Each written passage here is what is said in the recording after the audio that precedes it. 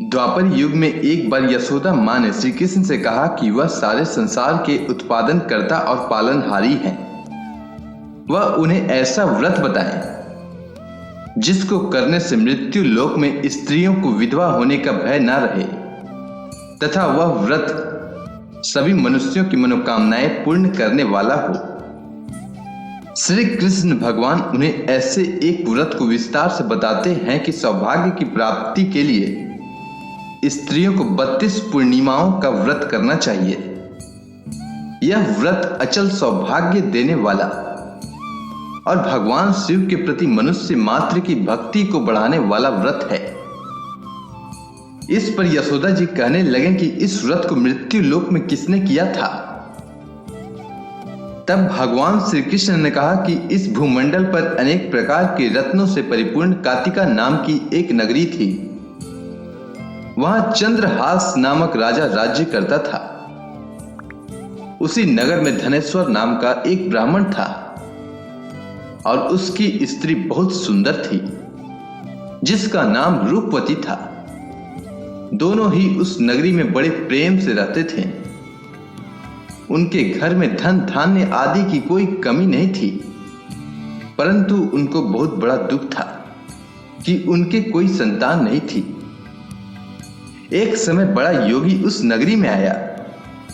वह योगी उस ब्राह्मण के घर को छोड़कर अन्य सभी के घरों से भिक्षा लेकर भोजन किया करता था।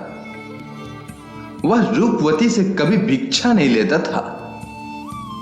एक दिन वह योगी रूपवती से भिक्षा न लेकर किसी अन्य घर से भिक्षा लेकर गंगा किनारे जाकर प्रेम पूर्वक खा रहा था। तभी धनेश्वर ने योगी को ऐसा करते हुए देख लिया था।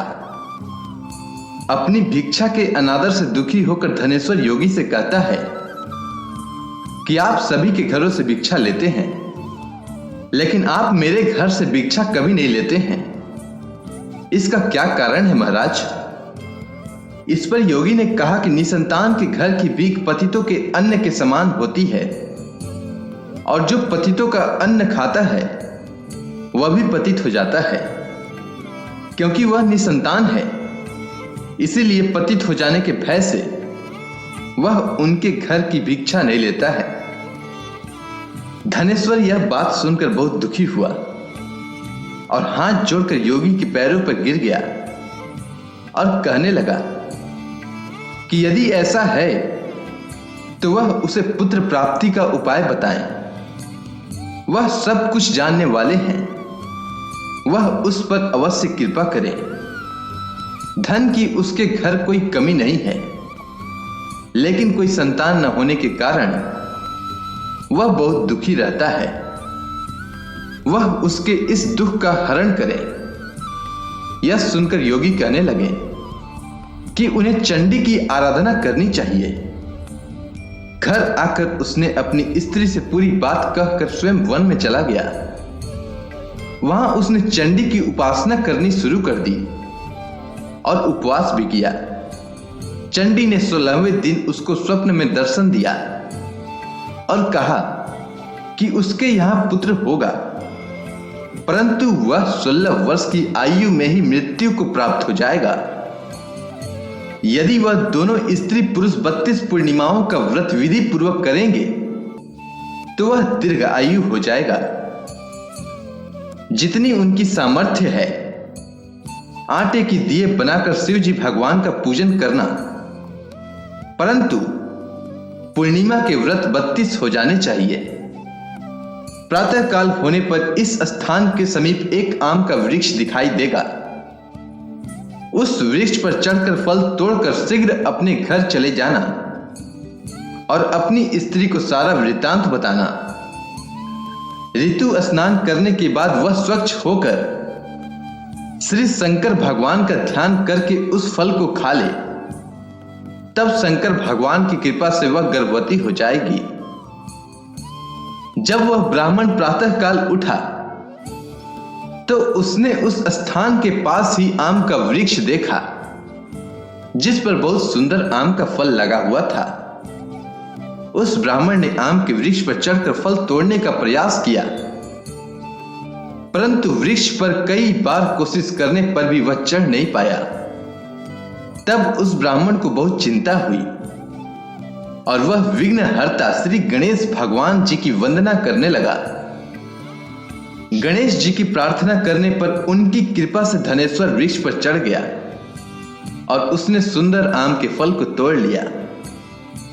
उस धनेश्वर ब्राह्मण ने जल्दी से घर जाकर अपनी स्त्री को वह फल दे दिया और उसकी स्त्री ने अपनी पति के कहे अनुसार उस फल को खा लिया और वह गर्भवती हो गई।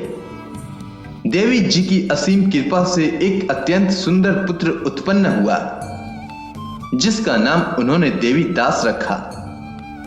बालक शुक्ल पक्ष की चंद्रमा की भांति अपने पिता के घर बड़ा होने लगा। भगवान की कृपा से वह बालक बहुत ही सुंदर, सुशील, विद्या पढ़ने में बहुत ही निपुण हो गया। दुर्गा जी की आज्ञानुसार उसकी माता ने 32 पूर्णमासी का व्रत रखना आरंभ कर दिया, जिससे उसका पुत्र बड़ी आयु वाला हो जाए।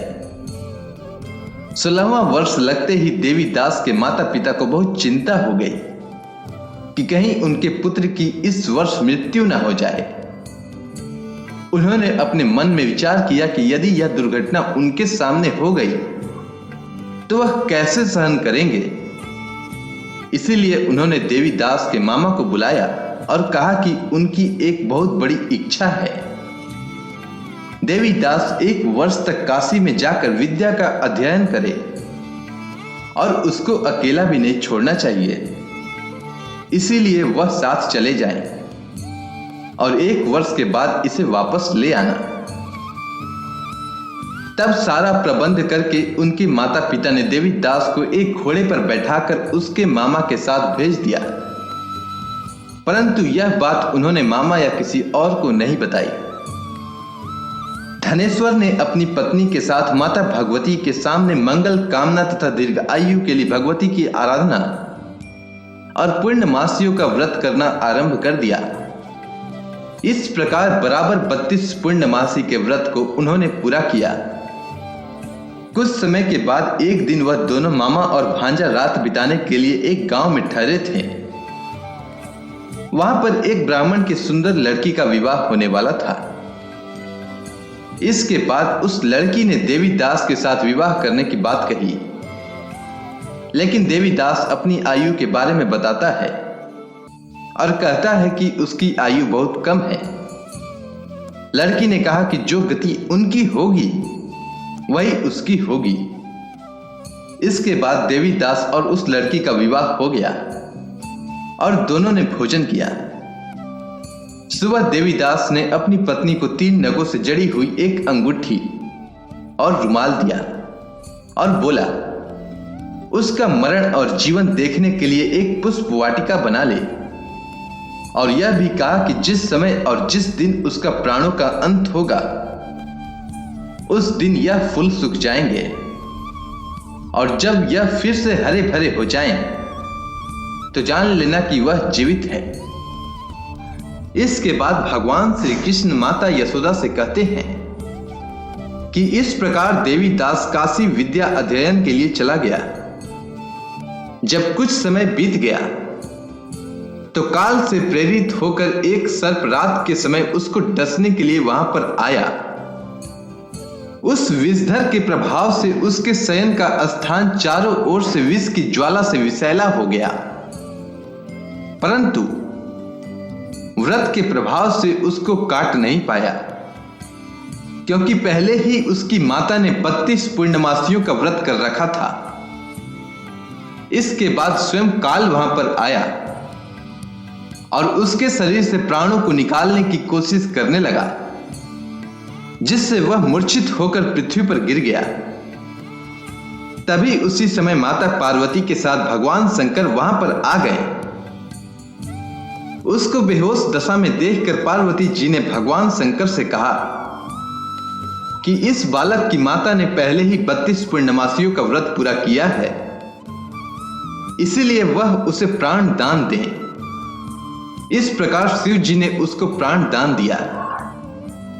इस व्रत के प्रभाव से काल को भी पीछे हटना पड़ा और देवी दास स्वस्थ होकर बैठ गया।